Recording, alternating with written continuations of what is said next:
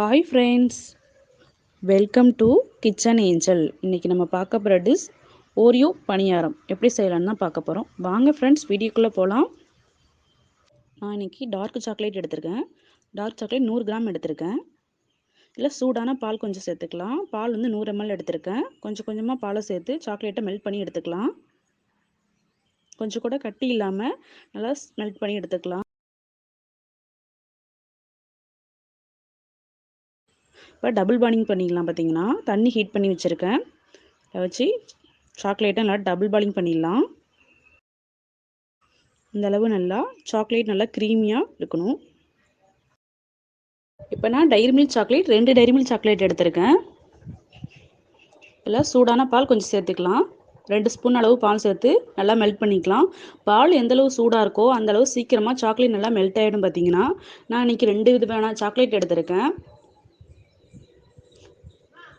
இது இப்போ double boiling பண்ணிடலாம்.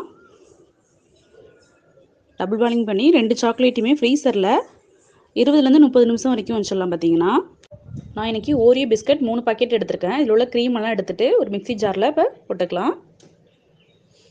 போர்பான் பிஸ்கட்லேயும் செய்யலாம், எல்லா விதமான க்ரீம் பிஸ்கட்டில் செய்யலாம். பார்த்தீங்கன்னா இதை இப்போ நல்லா கிரைண்ட் பண்ணி எடுத்து வந்துடலாம். இதை ஒரு பவுலுக்கு இப்போ ட்ரான்ஸ்ஃபர் பண்ணிக்கலாம்.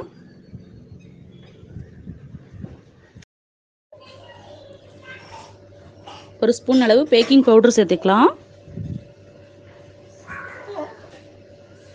பால் கொஞ்சம் கொஞ்சமாக சேர்த்துக்கலாம். பால் 100 ml பால் எடுத்துருக்கேன்னா பாலை சேர்த்து கொஞ்சம் கூட கட்டி இல்லாமல் மிக்ஸ் பண்ணி எடுத்துக்கலாம்.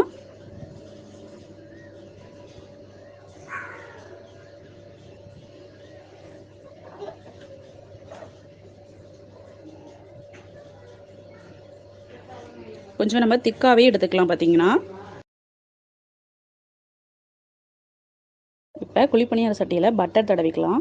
பட்டர் அல்லது நெய், ஆயில் கூட தடவிக்கலாம். பார்த்தீங்கன்னா நான் இப்போ எல்லாத்துலேயும் பட்டர் தடவி வச்சுருக்கேன். இப்போ நம்ம பிஸ்கட்டை அரைச்சி வச்சுருந்ததை ஒரு அரை ஸ்பூன் அளவு சேர்த்துக்கலாம். கொஞ்சம் கொஞ்சமாக சேர்த்துக்கலாம் குழியில் எல்லாத்துலேயுமே.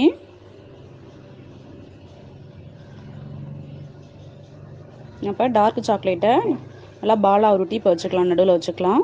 நான் 6 டார்க் சாக்லேட் 6 டைரி மில்க் தான் வைக்க போகிறேன்.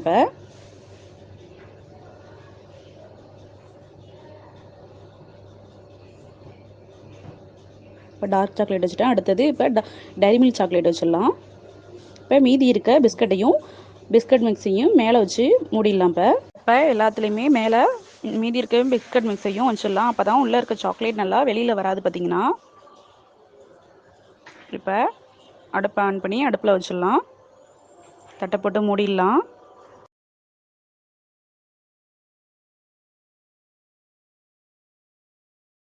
ஃபைவ் மினிட்ஸ்லேயே ரெடி ஆகிடும்.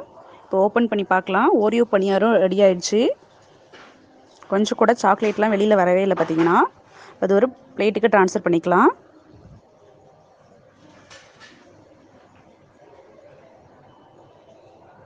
சீக்கிரமாக ரெடி ஆகிடும். பார்த்தீங்கன்னா இப்போ இது டார்க் சாக்லேட் பணியாரம், இது டைரி மில்க் சாக்லேட் பணியாரம். இப்போ இதை நான் இப்போ கட் பண்ணி காட்டுறேன். உள்ளே இருக்க சாக்லேட் நல்லா மெல்ட் ஆகி அப்படியே லாவா மாரி வருது. பார்த்தீங்கன்னா இப்போ ஓரியோ பணியாரம் ரெடி ஆகிடுச்சு. இந்த வீடியோ பிடிச்சிருந்தா லைக் பண்ணுங்கள், ஷேர் பண்ணுங்கள். தேங்க்ஸ் ஃபார் வாட்சிங்.